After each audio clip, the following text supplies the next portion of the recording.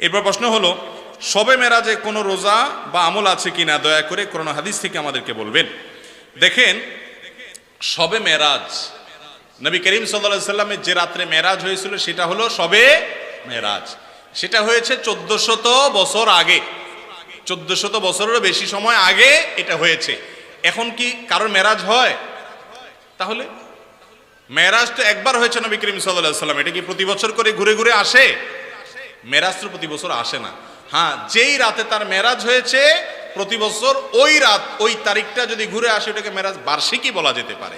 যাই হোক, নবী করিম সাল্লাল্লাহু আলাইহি সাল্লামের মেরাজ সম্পর্কে হাফেজ ইবনে হাজার আসকালানী, ইমাম ইবনে তাইমিয়া, ইমাম ইবনুল কাইয়িম রাহিমাহুল্লাহ সহ পৃথিবীর বড় বড় পণ্ডিত আলেম যারা আছেন, যাদের ইলম থেকে উপকৃত হওয়া ছাড়া কোনো উপায় নাই এমন অবস্থা, সেই সমস্ত মুহাদ্দিস এবং উলামাদের বক্তব্য হলো নবী করিম সাল্লাল্লাহু আলাইহি সাল্লামের মেরাজ হয়েছে এটা সত্য নয় বরং মহাসত্য, কিন্তু কোন মাসে হয়েছে, কোন তারিখে হয়েছে, এই বিষয়ে নবী করিম সাল্লাল্লাহু আলাইহি সাল্লামের কোন হাদিস থেকে পরিষ্কারভাবে স্পষ্টভাবে বিশুদ্ধ কোন বর্ণনা দ্বারা কোনোভাবে প্রমাণিত না।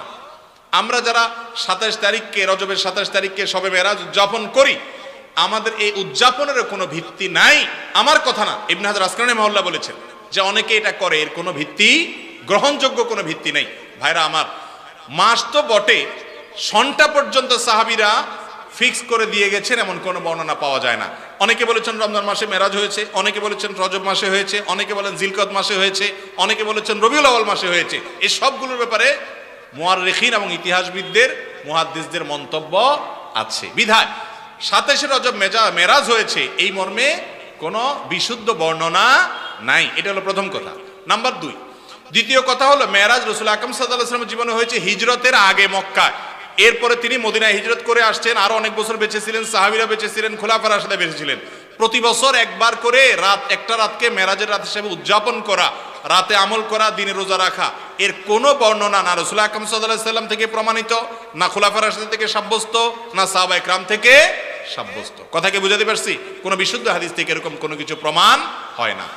যেই রাতটা ফিক্সই না, সেখানে সে রাতের আমল আবার দিনে রোজা রাখা কিভাবে প্রমাণ হতে পারে? বিদায় শবে মেরাজ কেন্দ্রিক কোনো রোজা অথবা কোনো নামাজ রাত জেগে করার নির্দেশ কোরআন অথবা হাদিস থেকে সাব্যস্ত বা প্রমাণিত নয়। কথা কি বুঝাতে পারছি? আপনারা এখন প্রশ্ন করবেন যে হুজুর এটা কেমনে হইতে পারে? নবীজির মেরাজ হয়েছে, সাহাবীরা কেমনে তারিখটা সংরক্ষণ করলো না? এটা তো বুঝে আসে না। এটা এই জন্য বুঝে আসবে যে দেখেন, আজকাল আমরা যেরকম দিবস পূজারি বুঝেন, কিছু হইলে দিবস পালন, কিছু হইলে কি ঠ্যাং ভাঙা দিবস, পেট ব্যথা দিবস, বাপ মরা দিবস, জন্ম দিবস, বিয়ের দিবস, গাল ব্যথা দিবস, ভালোবাসা দিবস, বাবার দিবস, মার দিবস, দিবস করতে করতে আর কোনো বাকি নাই। সব কিছুর জন্য দিবস আছে, এখন রাত শুরু হবে হয়তো। এই যে দিবস উদযাপন আমাদের মধ্যে, এই দিবস উদযাপনের কালচার সাহাবীদের যুগে 1400 বছর আগে পৃথিবীতে এইভাবে ছিল না যে কিছু হইলে দিবস উদযাপন। সাহাবীরা কি করতেন?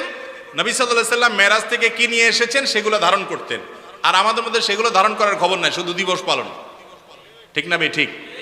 যেই ছেলে বাবা দিবসে বাবারে যায় অনেক বেশি ভালোবাসা দেখায়, বেশিরভাগ ক্ষেত্রে দেখা যায়, কিছু ব্যতিক্রম থাকতে পারে, বেশিরভাগ ক্ষেত্রে দেখা যায় যে সে আসলে অন্য সময় বাবার খোঁজ খবরও নেয় না। এই জন্য দিবসের দিন তার হঠাৎ করে বাবার কথা মনে পড়ে। যে সারাদিন বাবারে মহব্বত করে, তার কাছে দিবসের দিন আবার কি, দিবসের গায়ের দিনই কি, তার সাথে পুরো বছরই কি বাবা দিবস।